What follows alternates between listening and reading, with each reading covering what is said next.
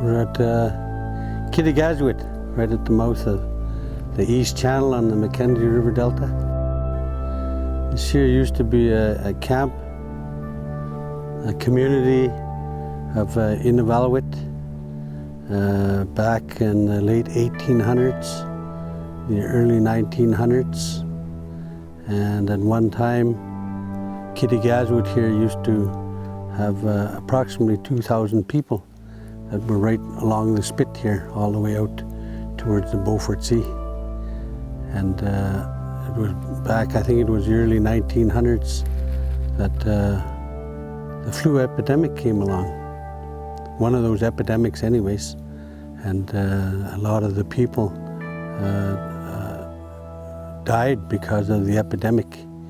And many of the people that were here at Kittigazuit, I believe they relocated to a place called Port Brabant, today better known as Tuktoyaktuk.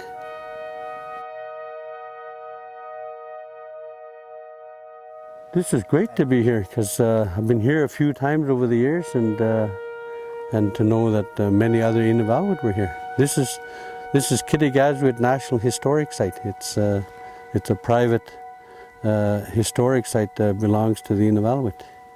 There's a lot of history here. This is tons and tons of history here. You can sit here for days and talk about just the history of Kittigazuit, just the history of this part of the world. The Inuit, this is where the original Inuit came from. And it was Mangalalakan that were here. And then they moved over to Tuktoyaktuk. That was some of the stories that I heard anyways as a young person growing up and being in this part of the world. We're at my camp at East Whitefish Station. We come whaling every year, and I've been coming down here since I was knee-high with my parents, and then we took over after they passed away. I take my children and my grandchildren. We do our whaling, our fishing, and our berry picking here, all of July. It's home. Yeah, it's my home. I feel at peace. There's no vehicles. There's used to be no iPads or phones. No, it's really relaxing. There's a lot of work to be done, but it's all worth it in that 1 month because all the food you get here, harvest here, we keep for a whole year. It lasts for a whole year. I believe that a lot of the people they came into this area because it's right at the mouth of the river system, and in the summertime like this, the belugas come in here, and they calve in this area, and they raise the young beluga out in the shallows at the mouth of this river delta here. The beluga harvest is really important.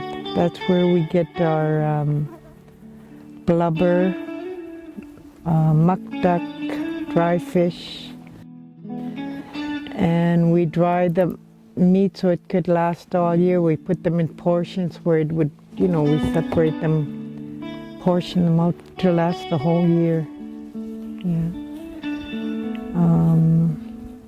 It has a lot of vitamins that we need. Yeah.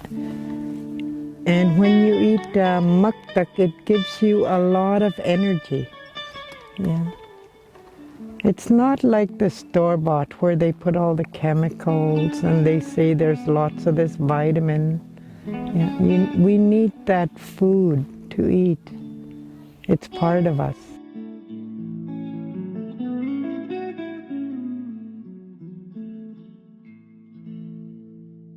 Really slow, how come? Because it has a whale. It has a whale. This is mipku. It's dried whale jerky. So it's the muscle of the whale. And you dry it in the sun. And if you want to, you throw it in the smokehouse. But every once in a while, you just come out and you turn it over.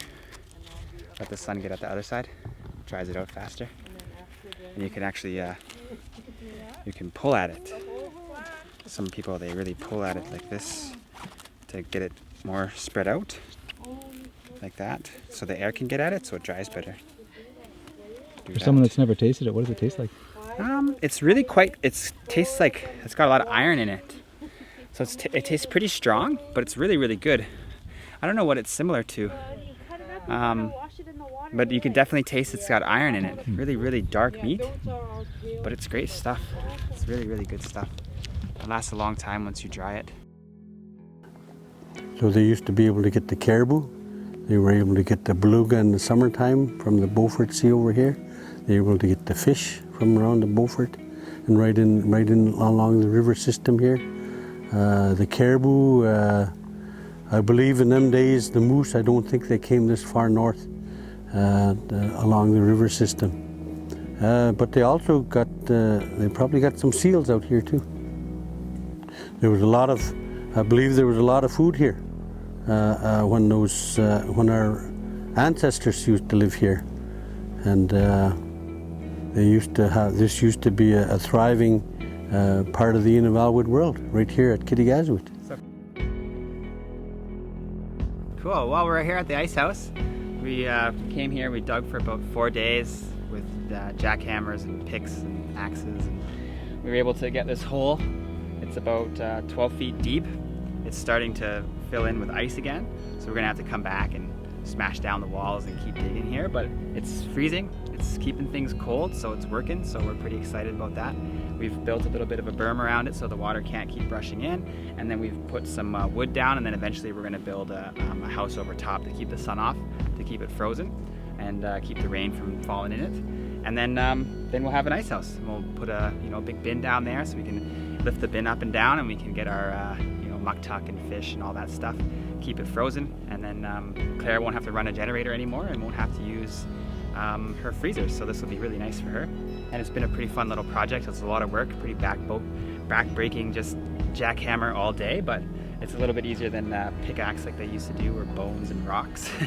So we got a little spoiled with modern technology. And then I'll just get you down here and I'll show you. This way they'll be able to store it down here and keep it frozen, keep it fresh. They'll have their dry fish that they're making out here. They'll be able to actually keep fish raw and freeze them right away instead of having to dry them, so that they can bring some of that home. You can see the ice right here. It's cold down here. The bugs don't want to come down about lower than this. It's too cold for them. So it's good, it's working.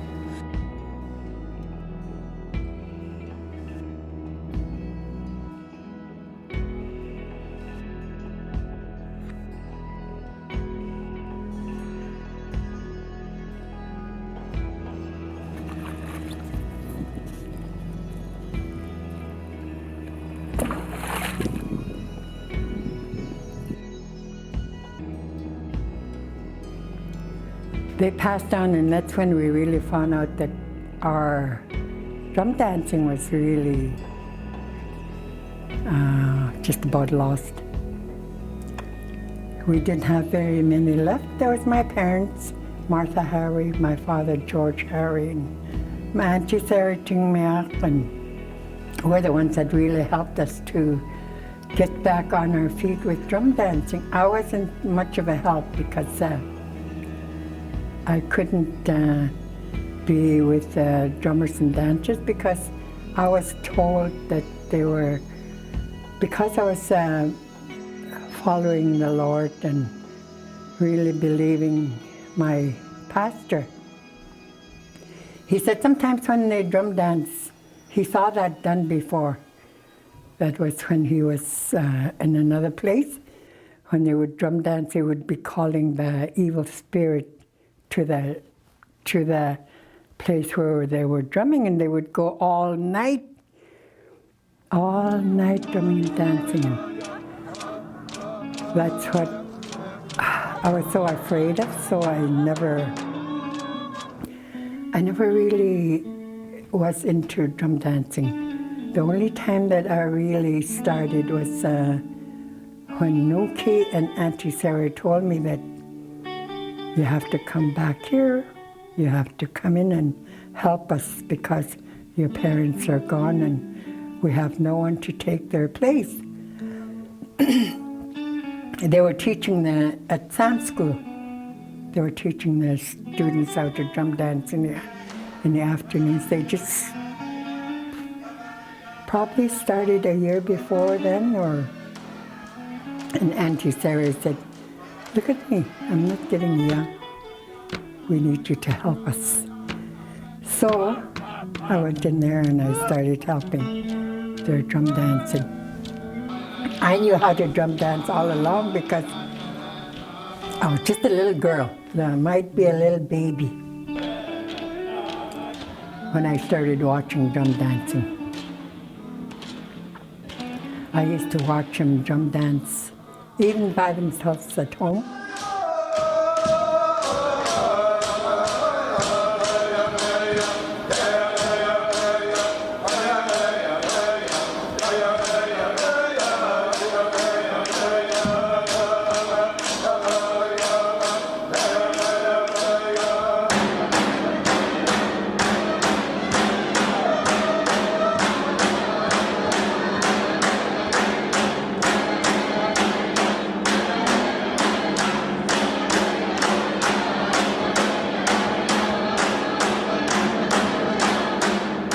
Our language is dying. It's slowly disappearing, and this will enable us to pass on the language, even though it's at a minor level that's not fluent. It will be, to me, it'll be like they'll be the storytellers of the future, to me.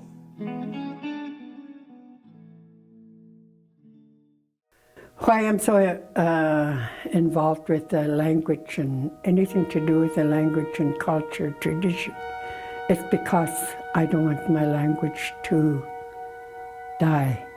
Today, it's only sleeping. I say that because I hear of so many people, so many places, different communities, different countries that started their language all over again.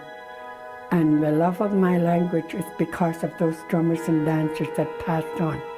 There's lots of them that were only speaking in Inuit and Tibetan. Only when they're drum dancing, you never hear one word in English. When they talk amongst each other, that's all they did was talk in their language. And today, that's what my heart is standing on, because I want to keep the language going, and it's really falling asleep. I hate to say this, but I'm probably the youngest person could speak, sit down and have a conversation with somebody that knows the language in Tibetan. But there's no such thing as gone. It's not gone.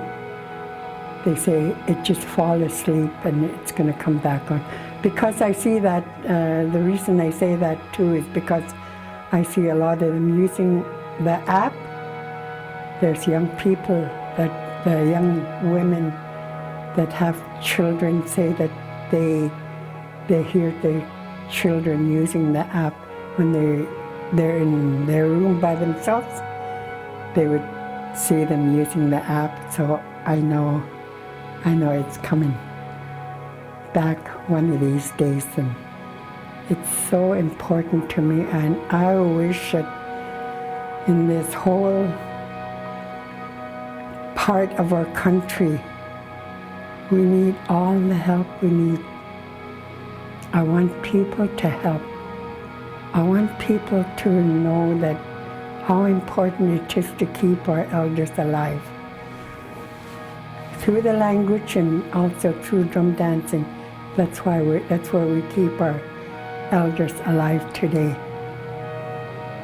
Because they say that our language is an important part of our lives, being the Inuit of Western Arctic and all over the north. It's very important to us. If you want to see your grandparents alive today, help to keep that language alive.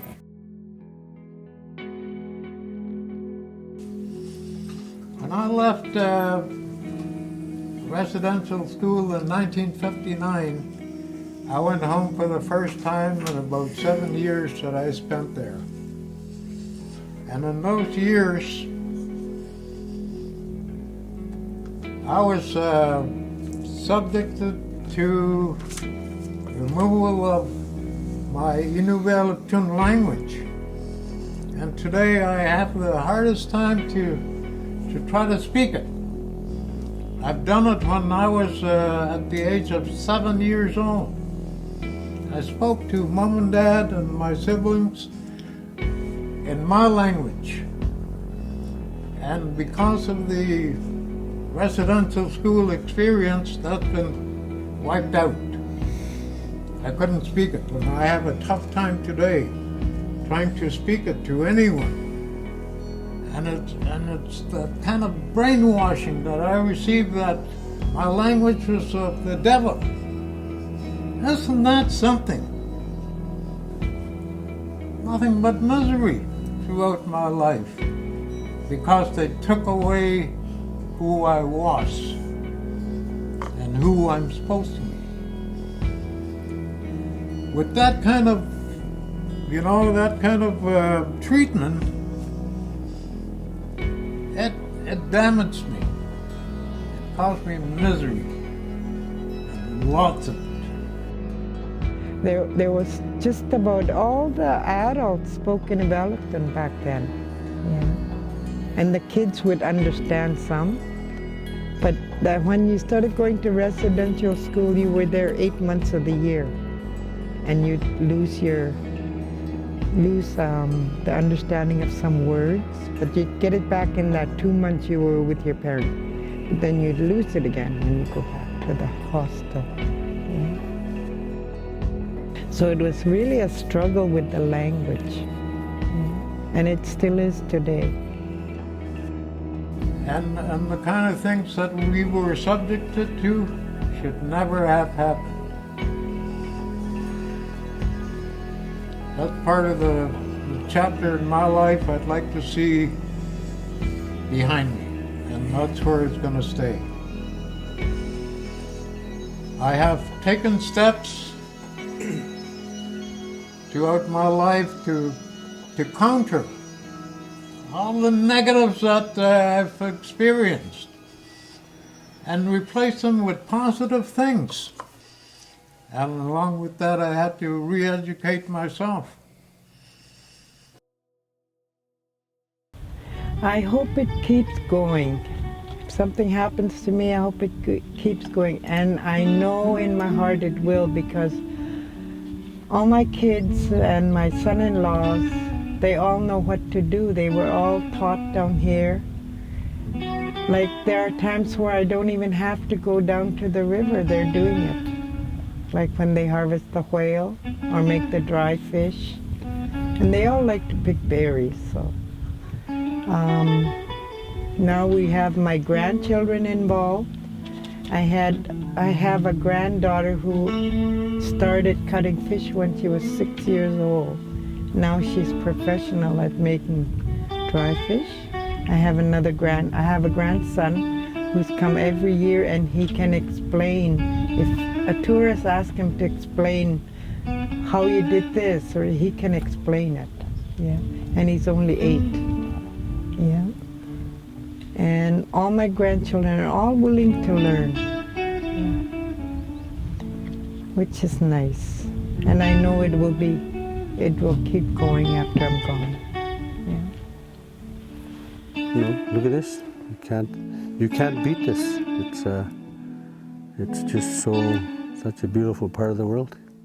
It's always nice to travel through this here part of the world and experience it one more time.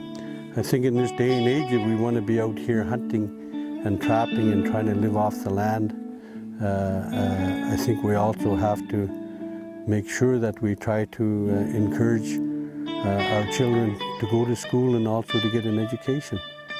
The hunting, we can come out here and hunt all night, but be darn sure you try to go to school tomorrow morning. I think it's very important that we got to be able to, it's good to teach the kids what we know from a few years back, and and then also try to teach them so that they understand when they get a little bit older in life that, a little piece of cooked mukta goes a long ways.